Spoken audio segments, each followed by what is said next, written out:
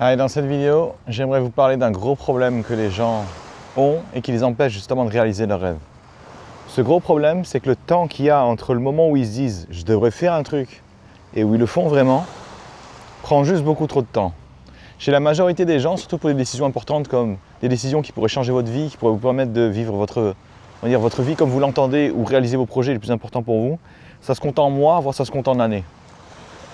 Et en fait, il y a une caractéristique qu'on retrouve chez toutes les personnes qui arrivent systématiquement à atteindre leurs résultats, atteindre leurs objectifs, c'est que le temps en fait qu'il y a entre le moment où ils se disent « je devrais faire ça et je le fais » est minime. Ça se compte au maximum en quelques semaines, pas plus. Et vous comprenez vite qu'un mec qui est capable de prendre des décisions, on va dire dans la journée ou en 2 semaines maximum, comparé à quelqu'un qui va attendre 3 ans pour le faire, il va avoir nettement plus de chances de réussir. Pourquoi? Parce que si vous voulez réussir à vivre de votre vie comme vous l'entendez, il va falloir prendre des dizaines et des dizaines de décisions importantes. Et s'il vous faut 3-4 ans à chaque décision importante, vous n'allez jamais finir en fait. Dans cette vidéo, en fait, j'aimerais du coup vous apporter les éléments qu'il vous faut pour passer de « je suis quelqu'un qui va me demander des années à faire quelque chose » à « je le fais immédiatement ». On va voir justement les obstacles principaux et voir en fait comment les lever. Ces obstacles, c'est les mêmes que j'aborde avec les personnes que j'accompagne pour leur permettre justement de prendre des décisions beaucoup plus rapidement et être en paix avec leurs désirs. Je compte plus le nombre de gens qui me disent « Ah, j'aurais dû améliorer mon anglais » ou « J'aurais aimé parler mieux anglais » ou je ne sais quoi encore. Ça m'ouvrait tellement d'opportunités pour ma carrière, pour voyager ou je ne sais quoi encore. Il y en a d'autres qui vont me dire « Ah, mais je savais que j'aurais dû me reconvertir professionnellement, me voilà maintenant bloqué dans mon job et j'ai l'impression que tout est plus dur. » Et en fait, à chaque fois que je pose une question à ces personnes-là, je leur dis « Ok, depuis combien de temps est-ce que tu dis que tu devrais améliorer ton anglais? Depuis combien de temps est-ce que tu dis que tu devrais te reconvertir ou je ne sais quoi encore ?» Et le temps moyen qu'on m'a donné, il est de l'ordre de 5 ans. Vous imaginez passer 5 ans à vous dire « Ah, j'aurais dû faire ci, ah, j'aurais dû faire ça, ah, j'aurais dû je ne sais pas quoi encore. » Moi, je l'imagine très très bien. Pourquoi? Parce que je faisais partie de ces gens-là. J'étais là en train de me dire « Ah, il faudrait vraiment que j'ai le courage de vivre ma vie. Il faudrait que j'arrête de faire ce que mon père me dit de faire. Il faudrait que j'arrête de continuer mes études juste pour continuer mes études. Il faudrait vraiment que je ne sais pas quoi encore. » Et j'ai jamais eu le courage de le faire. Et pourquoi est-ce que j'ai jamais eu le courage de le faire? Justement parce que j'avais les obstacles là dont je vais vous parler dans cette vidéo. Premier obstacle justement qui va vous empêcher de changer, qui va vous empêcher de prendre une décision qui est importante pour vous, mais qui vous savez, vous n'allez jamais le regretter. Tout le monde sait que pour changer, il y a, on va dire, un ingrédient déjà en priorité. Cet ingrédient, c'est d'avoir un avenir radieux. Les gens ne vont pas s'amuser à changer de vie si c'est pour avoir une vie encore pire que celle qu'ils ont maintenant. Ils ne vont pas essayer d'aggraver leur situation. Et cet avenir radieux, tout le monde l'a. Tout le monde a le truc du « Ah, si je faisais ça, je serais tellement plus épanoui, je serais tellement plus heureux, je ne sais quoi encore. » Mais à chaque fois, il vous manque le deuxième ingrédient. Et le deuxième ingrédient, c'est de la souffrance. Pourquoi? Parce que si vous avez l'avenir radieux sans souffrir aujourd'hui, vous n'allez pas vous mettre en mouvement. Pourquoi? Parce qu'aujourd'hui, ce qui nous empêche d'avancer, c'est le confort. Et tant que vous êtes dans le confort, vous vous dites « c'est pas si terrible ». C'est vrai que j'aurais voulu avoir une meilleure vie, j'aurais voulu avoir une vie épanouissante. Mais là, au moins, j'ai une certaine stabilité et c'est vrai que c'est agréable. Du coup, les gens qui ne changent jamais sont en fait des gens qui voudraient un avenir radieux, mais aujourd'hui, ce n'est pas si terrible que ça, alors il n'y a rien à changer. Donc si vous voulez vraiment changer, vous devez commencer justement à augmenter la douleur que vous ressentez. Comment est-ce qu'on fait pour augmenter la douleur? En fait, on arrête de se mentir à soi-même. On arrête de faire comme si de rien n'était. On arrête de se distraire au lieu de faire face à ses problèmes. Et moi, en fait, c'est le gros problème que j'ai eu, c'est que je me sentais tellement mal de me dire « Ouais, mais il faudrait que je change. Ouais, il faudrait que je le fasse. Ouais, je ne sais pas quoi encore. » Je me sentais tellement mal que tout de suite, j'allais faire autre chose. J'allais jouer aux jeux vidéo, j'allais regarder des séries, j'allais regarder des trucs sur Internet, j'allais faire semblant de travailler ou je ne sais quoi encore. Je me tenais occupé en fait. Et ce qui s'est passé en fait, c'est qu'à force de faire ça suffisamment longtemps, au bout d'un moment, vous vous retrouvez dos au mur et vous dites « Mais putain, mais ma vie, je la déteste en fait. » Et quand vous arrivez à ce niveau-là de souffrance, il vous faut en fait prendre la décision de changer, prendre la décision d'y aller, mais vous avez passé tellement de temps dans le confort, vous avez passé tellement de temps à rationaliser le fait de rester dans la vie où vous êtes, que vous n'avez plus en fait, on va dire, la logique pour vous dire « faut que j'y aille, il faut que je le fasse ».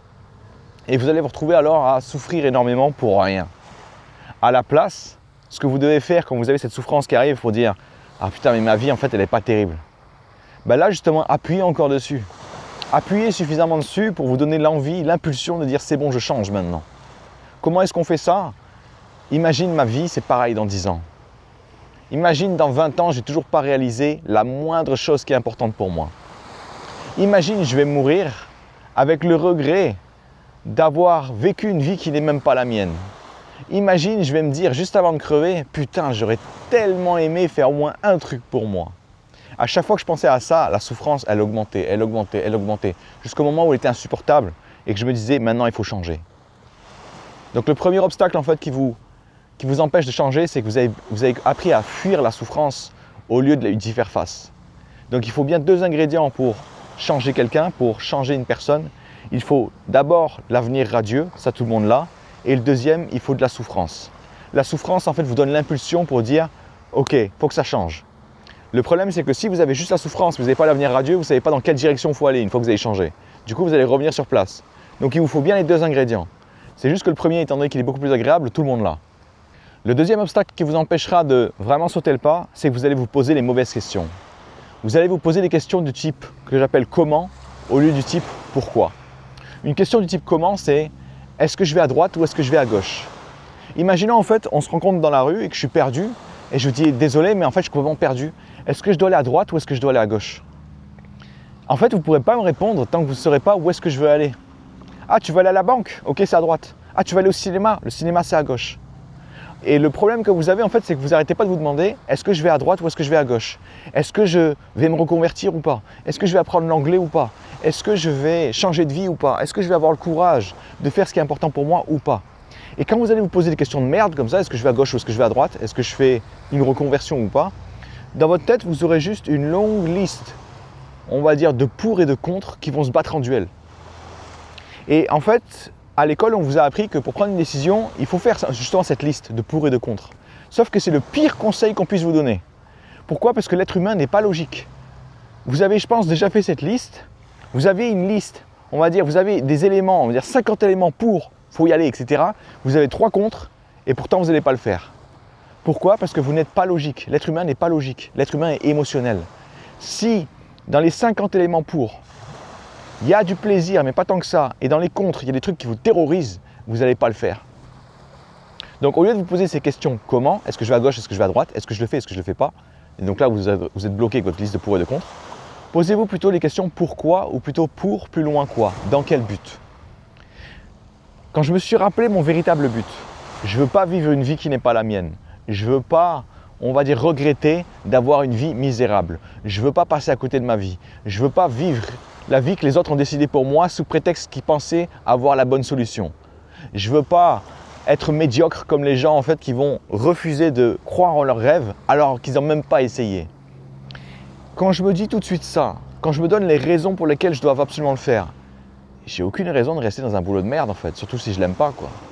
J'ai aucune raison de continuer de détester ma vie. J'ai aucune raison de suivre des règles arbitraires qui ont été décidées par les autres et qui n'avaient pas du tout mon bien-être en compte. Quand je me souviens du but, quand je me souviens de pourquoi je suis là en fait, pourquoi est-ce que je veux vivre ma vie ou je ne sais quoi encore, tout de suite je sais que je dois le faire. Ça c'est le deuxième élément. Du coup, arrêtez de vous poser cette question du comment, est-ce que je le fais ou est-ce que je ne le fais pas. Arrêtez de croire que votre liste de pour et de contre va vous aider en quoi que ce soit et juste posez-vous la question du qu'est-ce que je veux vraiment faire de ma vie et répondez-y franchement. Très souvent, ce qui va se passer, si ça fait 5 ans que vous êtes sur la brèche et que vous n'avez pas pris le, on va dire que vous n'êtes pas passé de l'autre côté, vous allez vous rendre compte que vous avez honte, vous avez peur de dire ce que vous voulez vraiment. Vous en êtes arrivé là en fait, tellement vous êtes conditionné à vous dire non mais en fait je ne peux pas le faire, non mais en fait c'est trop dur, non mais en fait il y a des gens qui vont se moquer de moi, je ne sais quoi encore. Vous allez avoir honte, vous aurez peur, mais justement tous les meilleurs éléments en fait sont de l'autre côté. Tout ce que vous voulez en fait dans votre vie sont de l'autre côté de cette peur, de cet on va dire inconfort sur le moment.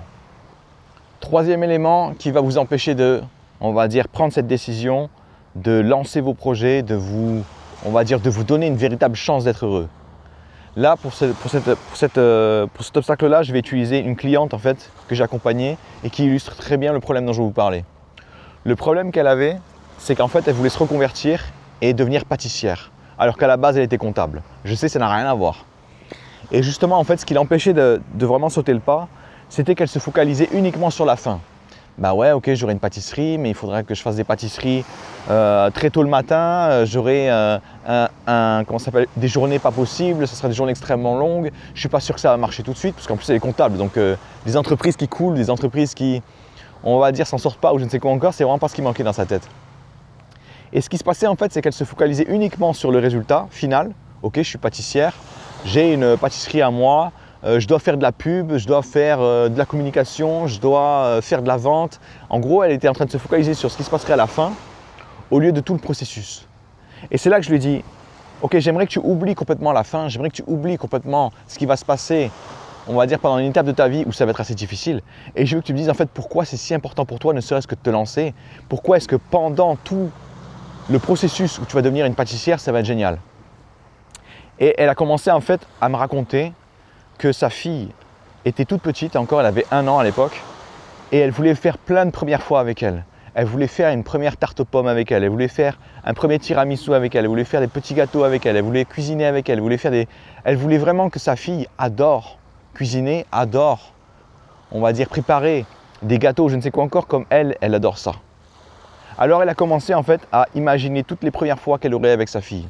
Elle a imaginé toutes les fois où sa fille ferait son premier gâteau toute seule alors qu'elle le regarderait, qu'elle superviserait ou je ne sais quoi encore. Et là tout de suite en fait, elle s'est dit mais c'est ça que je veux. Quand vous vous focalisez sur le processus, quand vous apprenez à aimer le processus, et c'est ça en fait qu'il faut que vous fassiez, vous allez comprendre que le simple fait de courir vers votre rêve en vaut la peine.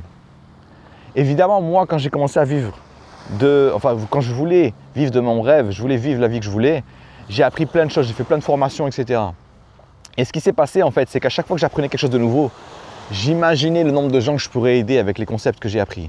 J'imaginais le nombre de gens qui pourraient arrêter de souffrir grâce à ce que je vais leur apprendre. J'imaginais le bien que je pourrais faire aux gens autour de moi en leur apprenant justement ce que j'ai appris. Et le simple fait en fait de m'approcher petit à petit de mon rêve me permettait d'avoir des récompenses systématiquement et des récompenses qui en valaient vraiment la peine pour moi. Pourquoi? Parce que quand je travaillais en entreprise, qu'on livrait un colis à une autre entreprise et que le colis était perdu, comment vous dire que j'en ai strictement rien à foutre que l'entreprise X, Y, Z n'a pas reçu son colis? Je m'en foutais en fait. Franchement, je m'en foutais que le truc ne soit pas arrivé. Ça ne changeait pas ma vie en fait qu'il soit arrivé ou pas. Je renvoyais juste le colis et puis basta quoi. Par contre, quand j'ai commencé à vivre la vie que je voulais, quand j'ai commencé à accompagner des gens qui souffraient énormément et que je pouvais leur enlever la souffrance, il y a des fois, je passais des nuits à me dire comment est-ce que je pourrais l'aider au mieux, comment est-ce que je pourrais lui permettre d'arrêter de souffrir, comment est-ce que je pourrais lui donner les éléments, les outils qu'il lui faut pour prendre confiance en lui ou je ne sais quoi encore. Et voir quelqu'un améliorer sa vie parce que vous avez été là, vous avez écouté, vous avez cru en cette personne alors qu'elle-même ne croyait pas en elle. Ça, pour moi, c'était la récompense qui, on va dire, faisait que ça en valait la peine. Donc au lieu de vous focaliser uniquement sur le résultat final, est-ce que ma vie sera effectivement mieux à la fin ou je ne sais quoi encore, comme toutes les personnes logiques, focalisez-vous en fait sur le processus. Est-ce que vous pensez que le processus sera infiniment intéressant pour vous? Quelles seraient les premières fois que vous aurez qui en vaudraient la peine? Quelles seraient les expériences que vous ferez qui en vaudraient la peine et qui seraient justement sur votre liste de choses à faire avant de mourir? C'est extrêmement important en fait d'avoir cette capacité à aimer le processus parce que justement les personnes qui ont cette capacité à se lancer automatiquement ne sont pas en train de souffrir pendant qu'elles sont en train de faire avancer leur projet. Au contraire, elles y prennent un plaisir immense. Tous les jours, elles se disent « voilà le type de personne que je suis, voilà ce que je suis capable de faire, voilà ce qui est important pour moi. Et je vais le faire en fait même si tous les gens autour de moi ne sont pas d'accord. » Quatrième obstacle qui vous empêche vraiment de vous lancer, qui vous empêche de prendre des décisions extrêmement rapidement alors que vous savez que c'est ce que vous devez faire, vous vous focalisez beaucoup trop sur les risques. Mais alors tellement que vous imaginez même des risques qui n'existent même pas encore. Je compte plus le nombre de gens qui me disent « ouais mais qu'est-ce qui se passe si y a l'incendie dans ma boutique? Qu'est-ce qui se passe si je me fais braquer ?» Ça c'est vraiment ce qu'elle me disait, c'est « qu'est-ce qui se passe si je me fais braquer? Qu'est-ce qui se passe si y a des mafieux en fait qui me demandent de payer une espèce de somme pour m'extorquer ou je ne sais quoi encore ?» Je dis mais dans la tête, je dis « mais de quoi tu parles? Tu n'as même pas commencé à faire ta reconversion, tu ne sais même pas comment faire une tarte aux pommes du feu de Dieu et tu es en train de m'imaginer des scénarios, la Scarface, où il va t'arriver des trucs de malade. » Et les gens, en fait, ils adorent se faire miroiter des peurs comme ça qui n'arriveront jamais ou qui ont très peu de chances d'arriver. Et même si elles arrivent, vous les verrez venir à 200 km et vous vous casserez, quoi. Clairement, quand vous allez payer votre loyer pour avoir votre local, S'il y a un mec qui commence à vous dire « Ouais, aussi, il faut payer 20 000 € en fait, c'est pour la remise des clés. » Non, comprenez bien que c'est un putain de mafieux qui est en train de vous vendre un local, quoi. Et cassez-vous. Mais vous seriez surpris de tous les risques, de toutes les peurs que les gens se créent juste avant de se lancer. Et au lieu de remettre en question ces trucs complètement farfelus, les gens en fait tournent ça dans leur tête et du coup se laissent submerger. Non. Clairement, moi, qu'est-ce qui allait se passer? L'exercice du coup que vous allez faire justement pour contrecarrer ça. Vous allez commencer à vous dire qu'est-ce que je pourrais faire pour minimiser les risques? Qu'est-ce que je pourrais faire pour éviter complètement les risques? Clairement, moi, le souci que j'ai eu, parce que j'avais un emploi de cadre, donc j'étais bien payé, et je me suis retrouvé à vivre de ma passion, enfin du moins à essayer de le faire du moins, et je me suis retrouvé avec une paye qui était coupée en 2, en 3, voire même en 4 certains mois, quoi. Donc les revenus, c'était vraiment pas ça. Donc qu'est-ce qui s'est passé? Je me suis dit, tiens, comment est-ce que je pourrais faire en sorte de ne pas crever de faim en courant après mon rêve? Ben, je pourrais juste avoir un job un peu plus peinard, un peu moins demandant, un peu plus reposant, ce qui fait que le soir, quand je rentre du job, je peux quand même avancer sur mon projet. Donc j'avais effectivement gardé mon travail parce que je ne suis pas suicidaire non plus. Je n'ai pas commencé à faire un all-in là sur une vie alors que je n'ai pas de garantie. Et qu'est-ce qui s'est passé? C'était extrêmement difficile. Mais qu'est-ce que c'était, on va dire, épanouissant. Parce que même si c'était difficile, j'arrivais à donner du sens aux difficultés que je traversais. J'arrivais à voir en fait à quoi ça servait. J'arrivais à voir que je développais des qualités qui étaient nécessaires pour moi pour réussir. Donc au lieu de juste partir dans vos scénarios catastrophes, demandez-vous plutôt qu'est-ce que je pourrais faire, quel est le plan que je pourrais adopter pour minimiser les risques, voire les éliminer complètement. Et vous allez vous rendre compte que, en effet, la meilleure façon de n'avoir rien à voir avec la mafia, c'est d'éviter de traîner autour de la drogue ou je ne sais quoi encore. Et bizarrement, on va vous laisser tranquille. Peu importe le scénario catastrophe que vous avez, commencez à lister en fait qu'est-ce qu'il faudrait qu'il se passe pour que vous tombiez dans le piège et que vous ne le voyez pas venir. Et vous allez vous rendre compte qu'à moins d'être complètement stupide, vous ne tomberez jamais dans le piège. 5e obstacle qui vous empêchera de prendre des décisions extrêmement rapidement. C'est ce que j'appelle le biais des coûts irrécupérables. En fait, c'est quoi le biais des coûts irrécupérables? C'est vous avez tellement misé sur votre vie que vous avez actuellement que vous avez l'impression que si vous faites autre chose, vous allez tout perdre. Vous allez perdre votre mise, vous allez perdre tout ce que vous avez déjà investi. C'est ce qui se passe, on va dire, avec les casinos, c'est pareil. Quelqu'un qui rentre dans un casino, qui commence à flamber un petit peu, mais qui se dit « ouais, je vais y aller mollo, etc. » Il commence à perdre toute sa thune en 20 minutes. Qu'est-ce qu'il va se dire? Putain, il faut que je continue, il faut que je me refasse. Sauf que si vous êtes le genre d'abruti qui perd tout son fric en 20 minutes, comprenez que vous n'avez pas du tout les statistiques en votre faveur et que du coup, vous allez perdre encore plus de thunes. Mais qu'est-ce qui fait que les gens continuent, ils continuent jusqu'à ce qu'ils aient plus un seul sou sur leur compte en banque? Parce que justement, ils ont peur de ne pas récupérer, enfin ils veulent récupérer en fait ces coûts qui sont déjà partis. Ils veulent récupérer cet argent qui s'est déjà envolé. Alors ils vont en mettre encore plus. Et c'est pareil en fait pour les gens qui sont incapables de prendre une décision, qui savent être la bonne. Ils se disent, ça fait 15 ans que j'ai ma vie, ça fait 15 ans que j'ai mon poste, je suis dans ma cage dorée, je suis dans ma situation, on va dire extrêmement confortable, même si je suis malheureux. Est-ce que je vais vraiment sacrifier ça? Bah écoutez, étant donné que tous les jours vous vous demandez si vous ne devriez pas lancer vos projets, au bout d'un moment, il faut comprendre que même si vous avez beaucoup de confort, ça ne vous suffit pas en fait. Ce n'est pas vraiment ça que vous cherchez. Parce que si c'était vraiment ça que vous cherchiez et que ça vous suffisait, vous auriez oublié vos rêves depuis longtemps. Vous auriez oublié vos projets depuis longtemps. Vous auriez arrêté d'essayer d'être un modèle pour vos enfants ou je ne sais quoi encore depuis longtemps. Et là, ce que vous devez comprendre en fait, c'est que vous n'êtes pas obligé de tout sacrifier. Encore une fois, moi, quand j'ai commencé à me dire c'est bon, maintenant j'y vais, j'y suis pas allé non plus en mode kamikaze, quoi. Vous allez garder votre vie, vous allez garder votre confort. C'est juste que vous allez baisser un petit peu le confort parce que vous allez être dans une phase où vous devez donner énormément pour réaliser vos rêves, pour avancer vos projets. Ce que vous devez du coup comprendre, c'est que ces coûts irrécupérables, vous devez comprendre que même si en effet ça vous a pris 10 ans de plus que, on va dire, je sais pas, quelqu'un qui a 18 ans, ça vous a pris 10 ans de plus, 20 ans de plus, 30 ans de plus, pour comprendre que vous deviez courir après vos rêves, chaque année que je passe dans cette vie que j'ai là, cette vie que j'aime, vaut au moins 50 années de souffrance que j'ai eues précédemment. Genre, je préfère largement, on va dire, mourir rapidement, prématurément dans cette vie que j'ai actuellement, plutôt que de vivre 100 ans de plus et en bonne santé, alors que je souffre le martyre en ayant un job de merde. Voilà, moi j'en suis là. Et croyez-moi, tant que vous n'êtes pas lancé, vous ne verrez pas en fait la différence. Mais ces coups que vous avez claqués, ces années que vous avez perdues, entre guillemets, sur la mauvaise voie, vous ne les avez pas vraiment perdues. C'était juste nécessaire pour vous de souffrir à ce point-là, de vous rendre compte pendant 10 ans que ce n'est pas la vie que vous voulez pour vous dire c'est bon, enfin je peux y aller. Donc arrêtez d'essayer de récupérer ces coûts que vous avez déjà investis. Ça fait partie de l'investissement que vous avez mis au départ. Et tant mieux si vous avez passé 20 ans à faire ce que vous ne vouliez pas faire. Parce que quand vous allez vous lancer, vous aurez de bonnes raisons de le faire. Vous aurez en fait une véritable motivation pour y arriver. Là où les gens qui ont 18 ans et qui courent tout de suite après leurs rêves, qu'est-ce que j'entends tout de suite dans leur bouche? Ah, c'est trop dur. Et dans ma tête, je me dis, mais mec, tu as le confort du monde, tu es en train de te battre pour ton rêve. Je peux t'assurer que si tu travaillais dans une usine, si tu faisais les 3-8, si tu travaillais dans le commerce, si tu travaillais à McDo, tu serais sur les genoux. Tu serais sur les rotules en train de prier le Seigneur que quelqu'un t'enlève ou quelqu'un mette fin à tes jours, quoi. Et ces gens-là, en fait, pourquoi est-ce qu'ils ont l'air de souffrir autant? C'est parce qu'ils n'ont pas, en fait, l'expérience que vous avez aussi, qui est, en fait, j'ai un boulot, je le déteste, mais je fais avec, quoi. Ça, ils ne l'ont jamais fait.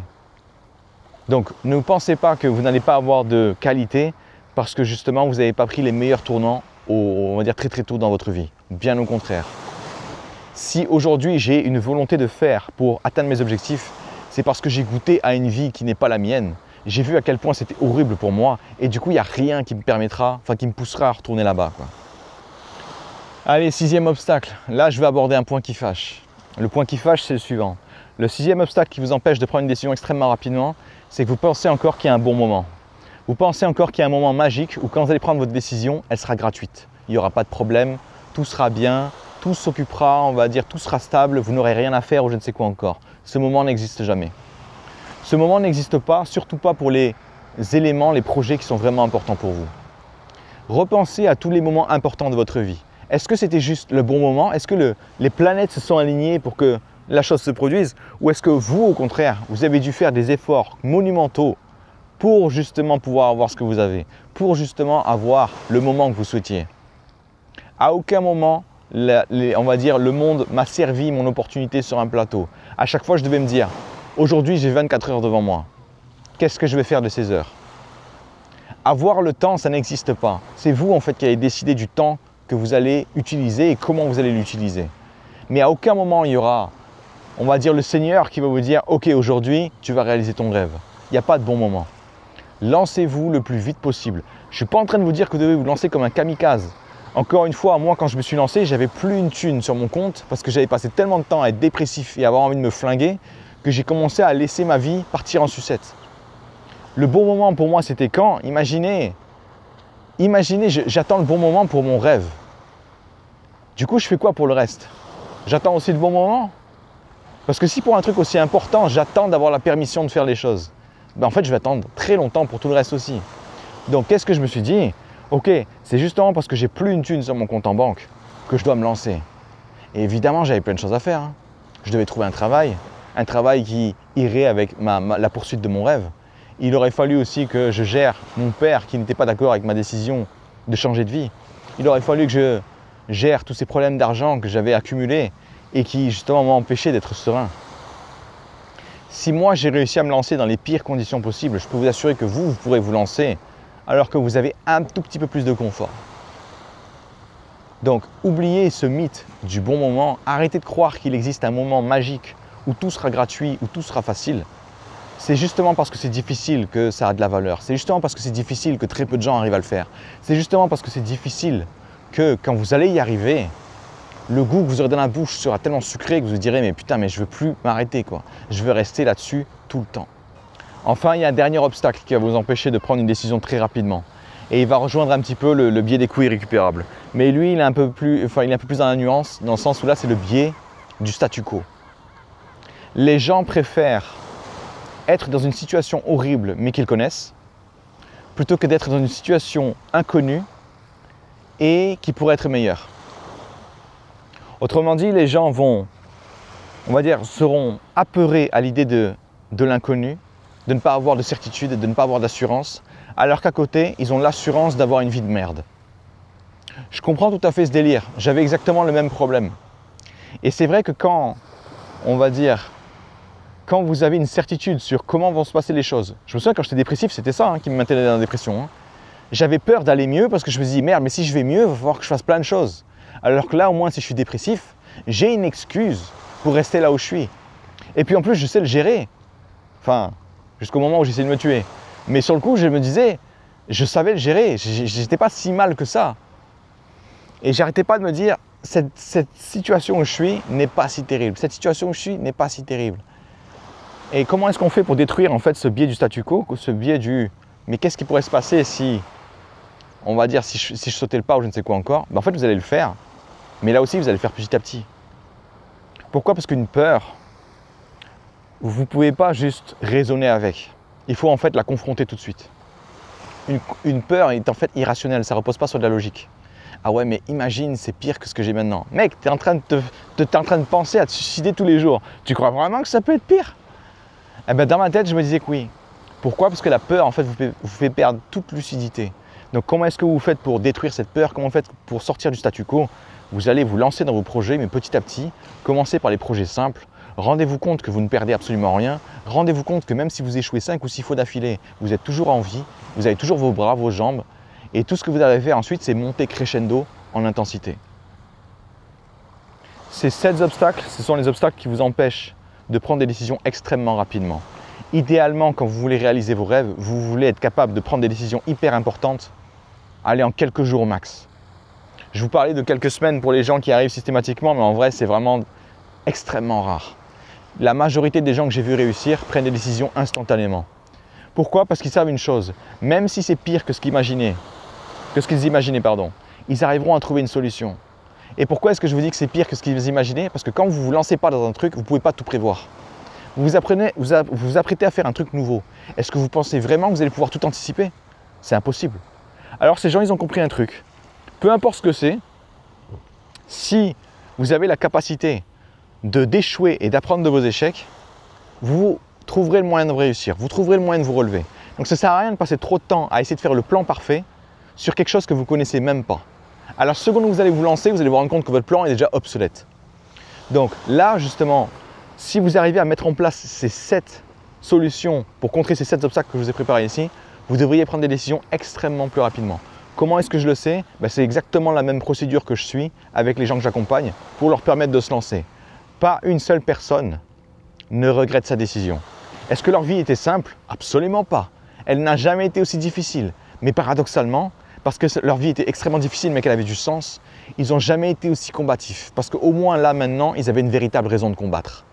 Je peux vous assurer que le monde est complètement différent quand vous vous battez pour une cause que vous croyez par rapport à vous battre juste pour votre confort ou pour une entreprise qui n'a strictement rien à foutre de vous. Allez, bon courage à vous et amusez-vous bien.